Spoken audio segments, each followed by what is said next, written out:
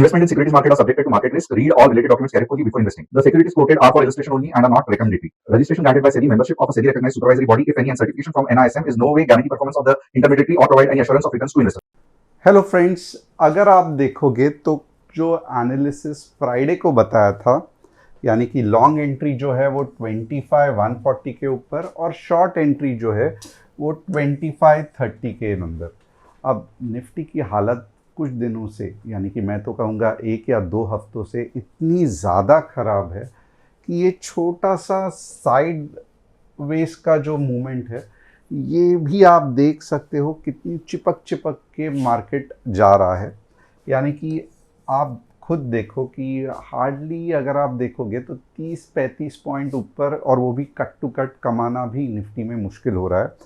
तो आज यूट्यूब के एनालिसिस के हिसाब से तो पूरे दिन निफ्टी नो ट्रेड जोन में थी, और इनफैक्ट अगर आप देखोगे तो पिछले दिन का जो रेंज है वो भी निफ्टी ने तोड़ा नहीं। तो बहुत टाइट कंसोलिडेशन हो रहा है, कुछ नहीं कर सकते।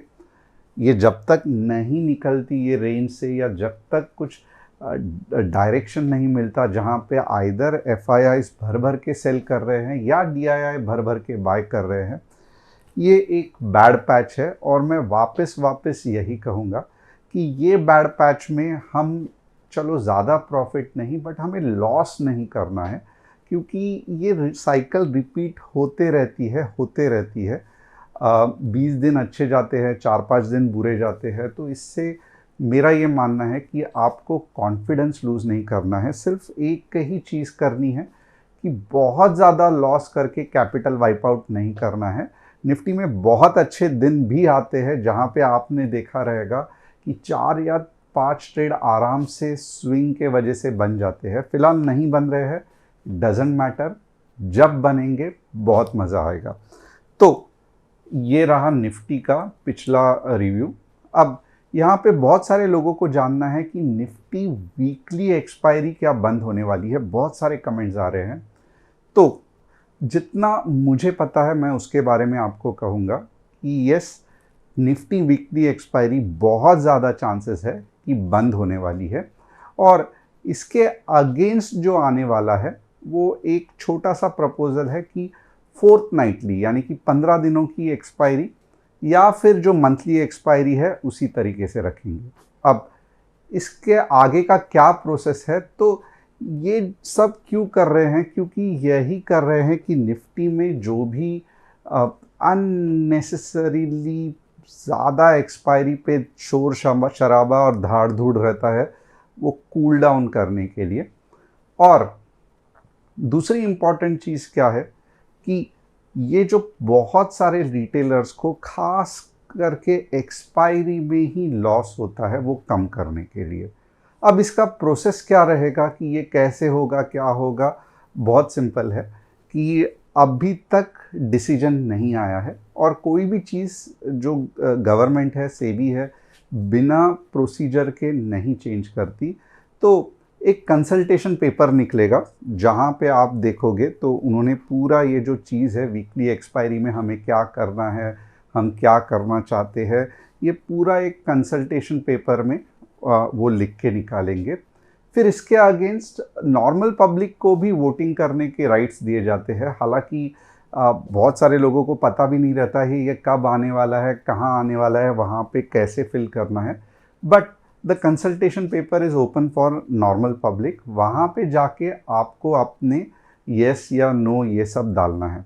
But at the same time इतने सारे पिछले कंसल्टेशन पेपर्स मैंने देखे हैं, बहुत सारे रिसर्च एनालिस्ट के रूल्स मैंने देखे हैं, बहुत सारे चेंजेस अलग अलग इसमें मैंने देखा है। तो मेरे जहन में एक बात फिक्स है, जो सेबी को करना है वो करके ही रहती है। बाकी का तो सिर्फ एक प्रोसीजरियल मेथड है, यानी कि कुछ प्रोसेस फॉलो करना पड़ता है। तो कंसल्टेशन वैसा ही एक प्रोसेस है, बट इवेंचुअली वीकली एक्सपायरी बंद होने के मैं कहूँगा 95% चांसेस है। अब यही टॉपिक को थोड़ा सा और आगे लेके जाते हैं कि सच में आप थोड़ा सा अपने सारे ट्यूसडे के एक्सपायरीज देख लो। क्या सच में वीकली एक्सपायरी इतनी इम्पॉर्टेंट है? अगर मुझे कोई कहे तो मैं कॉन्फिडेंट होके कह सकता हूँ कि मुझे नहीं चाहिए weekly expiry. Reason is very simple, premium बहुत ही वॉलेटाइल रहते हैं, इराटिक रहते हैं। एट द सेम टाइम, क्योंकि एक्सपायरी में सबसे बड़ा लॉस सेलर को हो सकता है अगर इधर उधर हो गया तो ये जो सेलर्स है, जो कि हमारे जैसे रिटेलर्स नहीं हैं, कौन आदमी है जो सिर्फ 1500 और 2000 कमाने के लिए 1.5 लाख पौने 2 लाख का मार्जिन रखेगा? इंस्टीट्यूशंस ही है ये।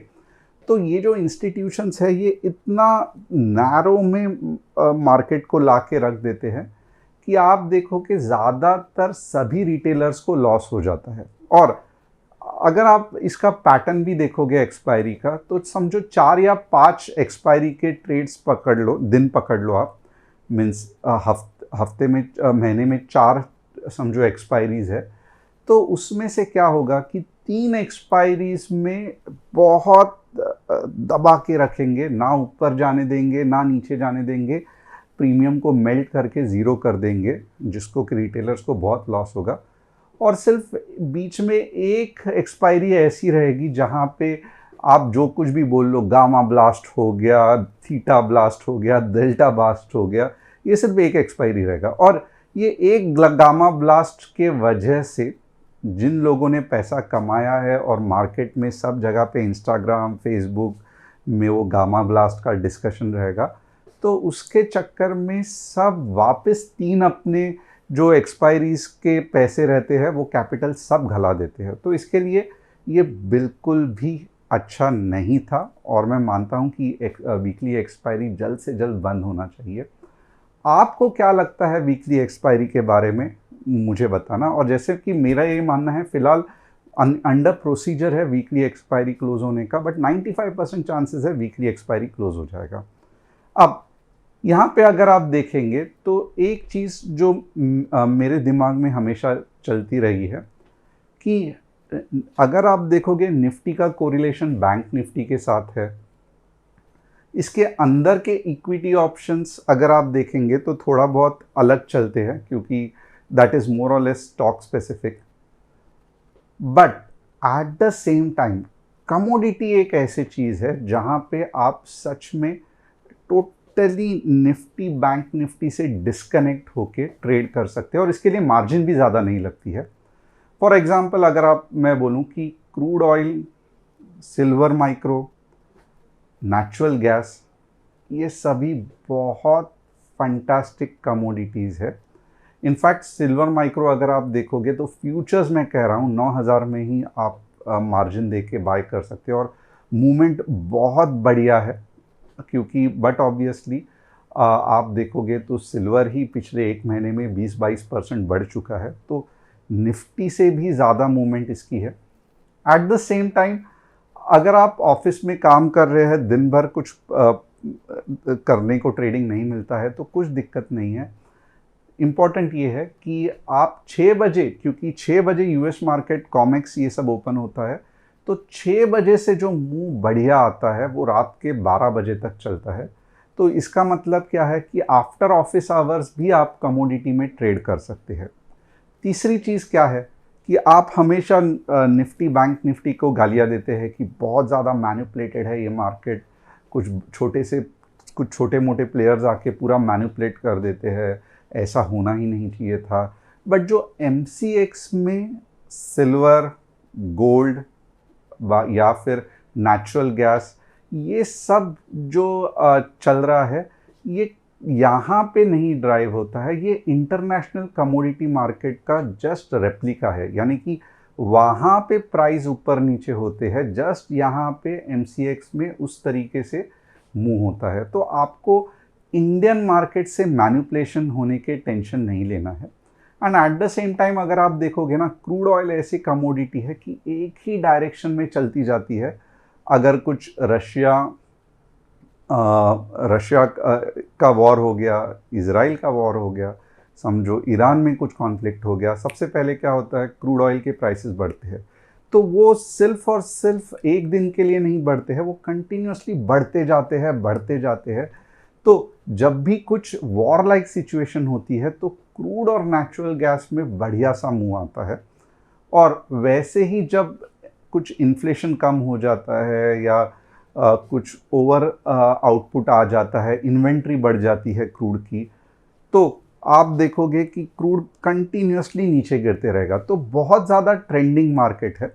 तो इसके लिए मेरा ये मानना है कि आगे जाके हमें थोड़ा तो अपने ट्रेडिंग को डाइवर्सिफाई करना पड़ेगा। एटलीस्ट 3 या 4 टोटली अलग इंडेक्स रखने पड़ेंगे, यानी कि निफ्टी बैंक निफ्टी एक, तो दूसरा क्रूड ऑयल टोटली अलग, तीसरा जो रहेगा वो सिल्वर टोटली क्रूड और निफ्टी से अलग। सिल्वर माइक्रो बहुत अच्छा मुंह देता है। गोल्ड मैं रिकमेंड नहीं करूंगा क्योंकि गोल्ड बहुत रेंज बाउंड रहता है। Gold is not an intraday product.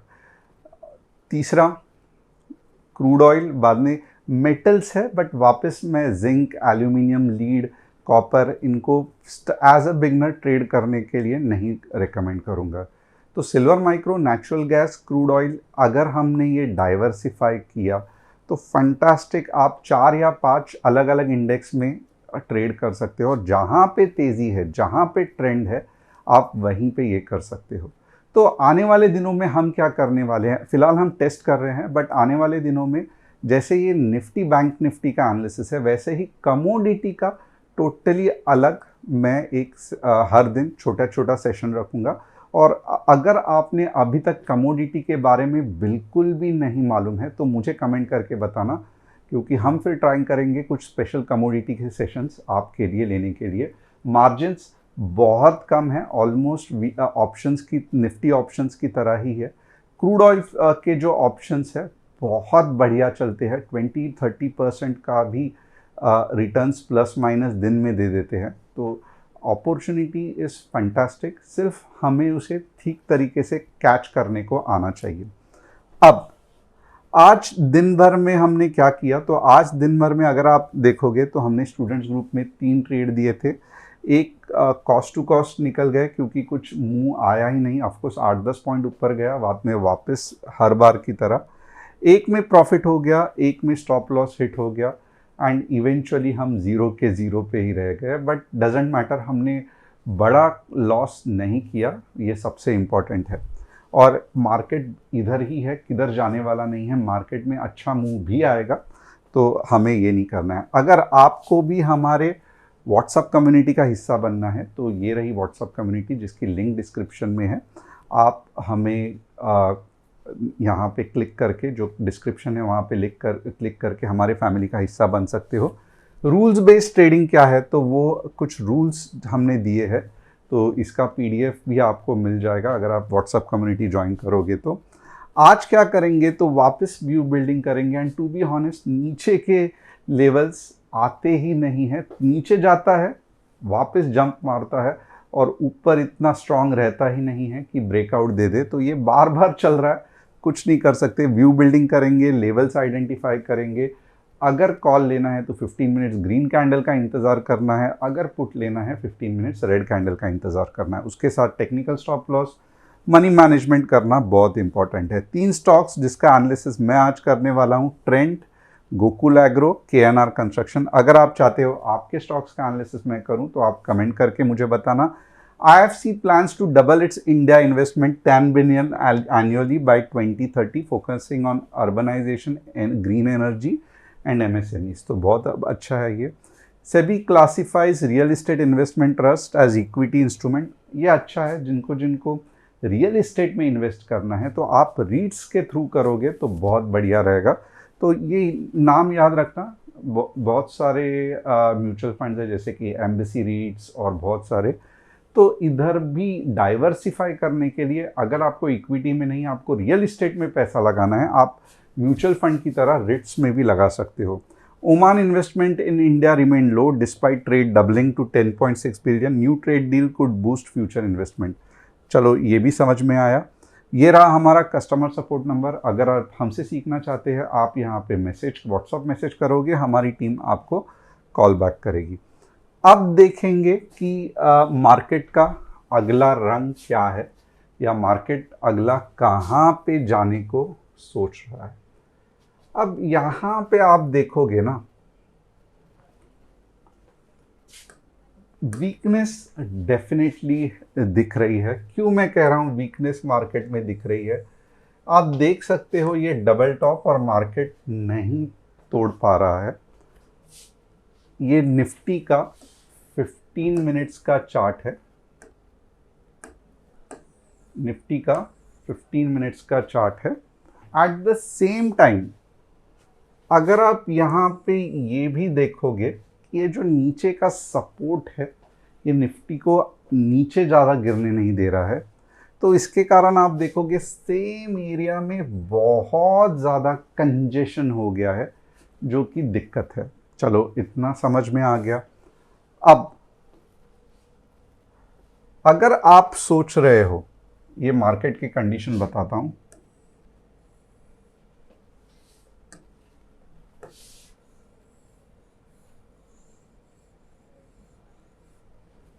अगर आप यहां पे हो और आप सोच रहे हो कि ये सपोर्ट ब्रेक हो जाएगा, तो फिर मैं पुट लेके नीचे जाऊंगा। तो फिलहाल के लिए ये बिल्कुल भी नहीं हो रहा है, क्योंकि हर एक सपोर्ट पे मार्केट रिएक्शन दे रहा है और ये इतना ज़्यादा रिएक्शन देता है कि ये ऊपर तक जाता है। इससे क्या होता है, आपका स्टॉप लॉस हिट हो जाता है। एंड अगर आप ऊपर का ब्रेकआउट देख रहे हो तो ऊपर ब्रेकआउट मिलता ही नहीं है, ये वापस नीचे आ जाता है और ये प्रोसेस चलते रहता है। यानी कि भले आप देखोगे सपोर्ट के नज़दीक आके ऐसा लगता है कि जस्ट टूटने वाला है, टूटने वाला है, बट टूटता नहीं है, क्योंकि मार्केट बुलिश भी है बट इतना भी बुलिश नहीं है कि ऊपर जाए। तो हर एक सपोर्ट पे रिएक्शन होता है, जिससे कि स्टॉप लॉस हिट होने के बहुत ज़्यादा चांसेस है। तो अगर आप बोले तो ये मार्केट में कैसे ट्रेड करना है, क्या ट्रेड करना है, तो मीन्स यहाँ पे क्या है जो अगेंस्ट द प्रिंसिपल है कि आपको एक तो हाई पे ही पुट खरीदना है और आपको लो पे ही कॉल खरीदना है।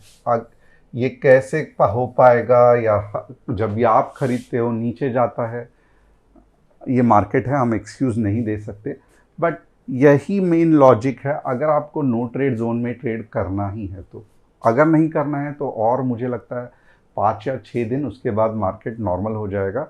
बट 5-6 दिन तो ये तकलीफ सहन करनी पड़ेगी। अब यहाँ पे और कुछ देखते हैं हम। चलो लेवल्स के बारे में बात करते हैं।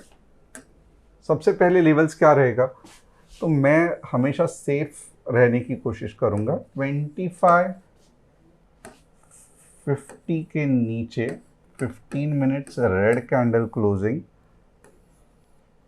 25 के आएगा, वेरी डेंजरस बट स्टिल आ सकता है।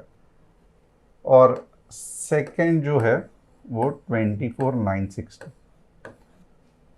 अब पहले जैसे आप देखो मैं 200-200 पॉइंट्स का टारगेट देता था, यहाँ पे 50 पॉइंट भी अगर आपको मिल गया, मीन्स इंडेक्स में कह रहा हूँ, ऑप्शन में तो हार्डली 15-20 पॉइंट भी अगर मिल गया, क्योंकि प्रीमियम्स नीचे पुट सही नहीं काम कर रहे हैं, ये याद रखना।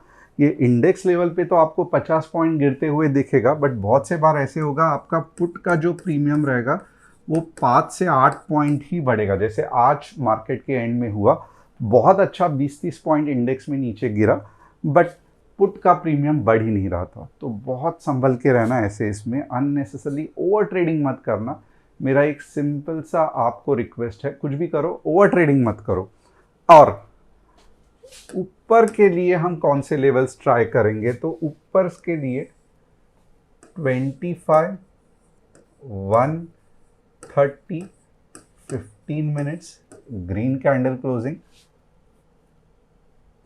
25, 160, बस इतना ही।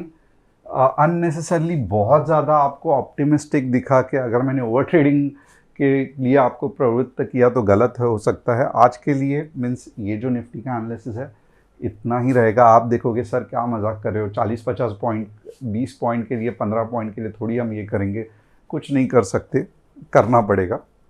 अब बैंक निफ्टी का एनालिसिस देखेंगे। बैंक निफ्टी का एनालिसिस रहेगा 54,700 के नीचे 150 पॉइंट और 55,050 के ऊपर 150 पॉइंट। तो ये सिंपल है बैंक निफ्टी का analysis.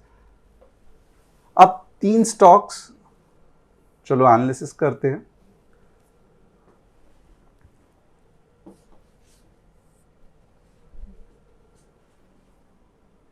Gokul agro resources fantastic, ऊपर जाने की पूरा चांसेस है। ये देख लो कैसे वेव ये हो रहा है।